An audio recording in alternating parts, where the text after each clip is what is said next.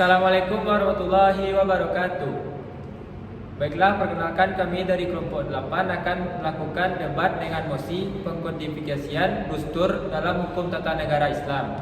Saya Ridho Akbar sebagai moderator dan di sebelah kiri saya Sarah Fitri Ramaningsi dengan NIM 2430203072 sebagai pihak pro. dan di sebelah kanan saya Sarah Ramadhani dengan NIM 24302030 sebagai pihak kontra.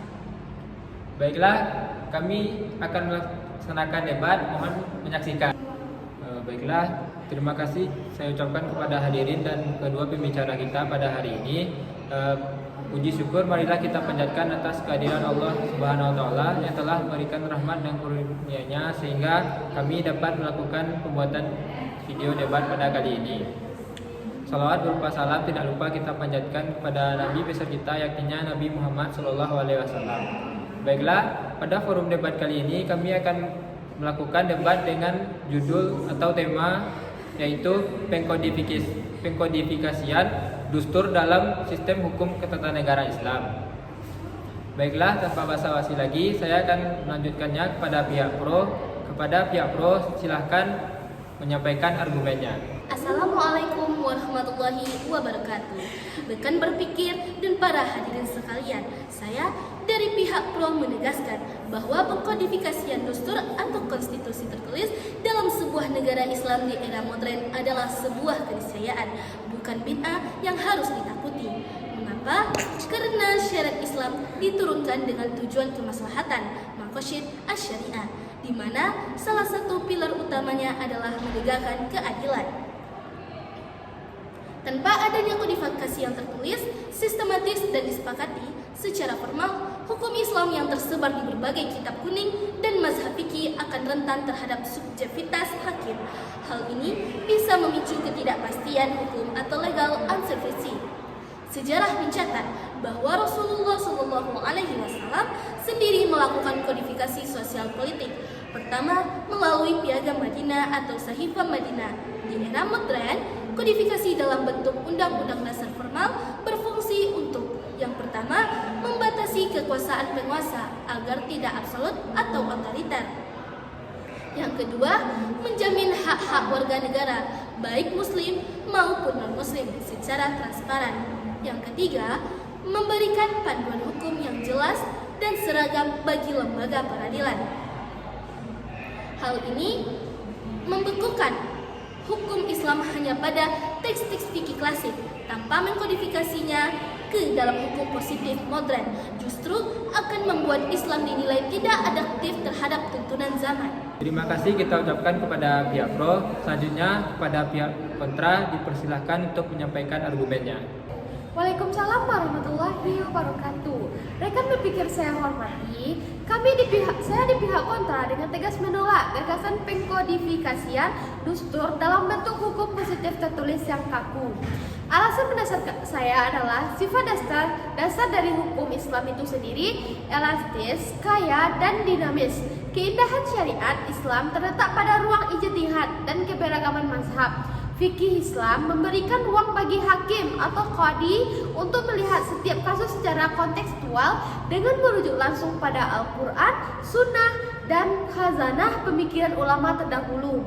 Ketika kita memaksa mengkodifikasikan syariat menjadi pasal-pasal undang-undang yang kaku, kita sebenarnya sedang melakukan beberapa reduksi berbahaya, membatasi keluasan syariat. Kita memaksa satu pendapat mazhab tertentu menjadi hukum negara dan menyingkirkan pendapat mazhab lain yang memungkinkan lebih maslahat untuk kasus tertentu.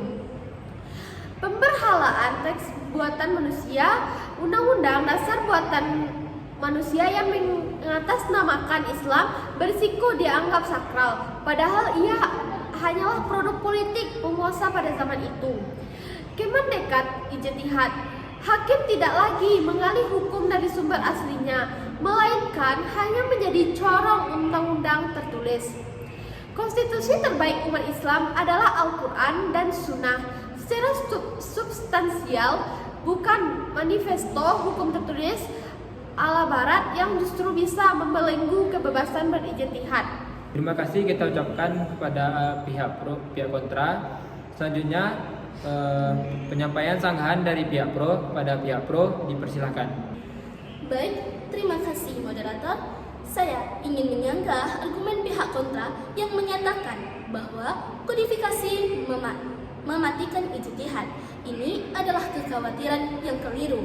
Kodifikasi dustur bukanlah membekukan wahyu, melainkan merumuskan kesepakatan publik atau ijma. Modern mengenai bagaimana nilai-nilai wahyu tersebut diterapkan hari ini. Jika kita membiarkan hukum Islam tidak dikodifikasikan dengan alasan menjaga fleksibilitas mazhab, maka yang terjadi di lapangan adalah kekacauan hukum atau legal chaos. Dua orang dengan kasus yang bersama bisa dijatuhi hukuman yang bertolak belakang hanya karena hakim mereka menganut mazhab yang berbeda-beda. Apakah itu yang disebut keadilan? Tentu tidak. Kodifikasi ini tidak menutup pintu ijtihad. Justru, proses penyusunan undang-undang itu sendiri adalah bentuk ijtihad kolektif atau ijtihad jama'i yang melibatkan para ulama, ahli hukum, dan sosiolog agar hukum yang dihasilkan benar-benar matang. Dikembalikan. Terima kasih kita ucapkan kepada pihak pro. Selanjutnya, sanggahan dari pihak kontra kepada pihak kontra disilahkan. Baik, terima kasih moderator. Rekan pro terjebak pada narasi kepastian hukum prosedural ala barat, namun abai terhadap keadilan substansial.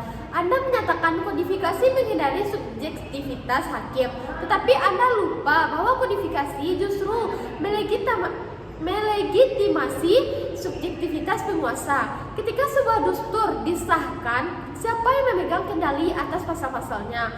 Penguasa politik. Sejarah menunjukkan ketika hukum Islam dikodifikasikan oleh negara seperti upaya majalah Al-Hakam Al-Idiliyah di akhir era Ottoman, hukum tersebut seringkali bertransformasi menjadi alat politik untuk melanggengkan kekuasaan dan membungkam ulama yang kritis. Fikih Islam selama berabad-abad berhasil menjaga masyarakat tanpa kodifikasi formal karena moralitas masyarakat dibimbing oleh ketakwaan dan otoritas keilmuan ulama, bukan oleh ketakutan terhadap pasal-pasal buatan negara.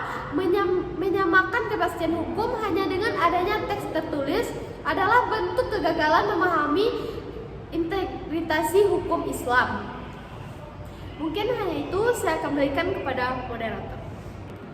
Terima kasih kita ucapkan kepada pihak kontra. Selanjutnya, sesi closing statement yang akan disampaikan oleh pihak pro kepada pihak pro dipersilakan. Terima kasih moderator. Hadirin sekalian, Islam adalah agama yang sahrilun ikut zamani wa makanin, sesuai untuk setiap waktu dan tempat. Di abad ke-21 ini, bentuk negara telah berubah total. Masyarakat menuntut kejelasan, transparansi, dan kesetaraan di hadapan hukum. Pengkodifikasian dustur bukanlah sekulerasi hukum Islam, melainkan metodologi modern untuk membumikan keadilan Islam. Dengan adanya konstitusi tertulis yang berbasis syariat, kita justru melindungi hukum Islam dari tuduhan hukum yang tebang pilih, sekaligus memastikan bahwa nilai-nilai Quran dapat diimplementasikan dalam struktur negara modern secara akuntabel. Kodifikasi adalah jembatan antara teks suci masa lalu dan realita masa kini. Sekian, saya kembalikan kepada moderator. Terima kasih kita ucapkan kepada pihak pro. Selanjutnya, closing statement yang akan disampaikan oleh pihak kontra kepada pihak kontra dipersilakan. Baik, terima kasih moderator. Sebagai penutup, kami mengingatkan bahwa kekuatan hukum Islam terletak pada jiwanya yang hidup, bukan pada lembaran pasal yang mati. Memaksakan syariat masuk ke dalam kontak kodifikasi yang kaku hanya akan merenggut fleksibilitas yang menjadi rahmat bagi umat ini. Jangan sampai demi mengejar formalitas bernegara modern, kita mengorbankan independensi ulama dan kekayaan khazanah ijtihad yang telah menjaga peradaban Islam selama ribuan tahun. Konstitusi sejati sebuah negara Islam tercermin dari bagaimana nilai keadilan, syura atau musyawarah, dan kemaslahatan hidup di tengah masyarakat. bukan dari seberapa tebal buku undang-undang yang dicetak oleh penguasa. Mungkin hanya itu yang dapat saya sampaikan dari pihak kontra. Saya kembalikan kepada moderator. Terima kasih kita ucapkan atas closing statement tadi. Selanjutnya adalah kesimpulan yang dapat kita pahami dari tema debat kita, yaitu pengkodifikasian dustur dalam sistem hukum tata negara Islam. Yaitu pihak pro berargumen bahwa kodifikasi tertulis penting untuk kepastian hukum dan keadilan modern, sedangkan pihak kontra berargumen bahwa kodifikasi dapat membatasi kelenturan syariat dan Islam dan berpotensi mereduksi otoritas fikih. Mungkin itu kesimpulan dari debat kami. Terlebih dan terkurang kami mohon maaf. Kami akhiri dengan Assalamualaikum warahmatullahi wabarakatuh.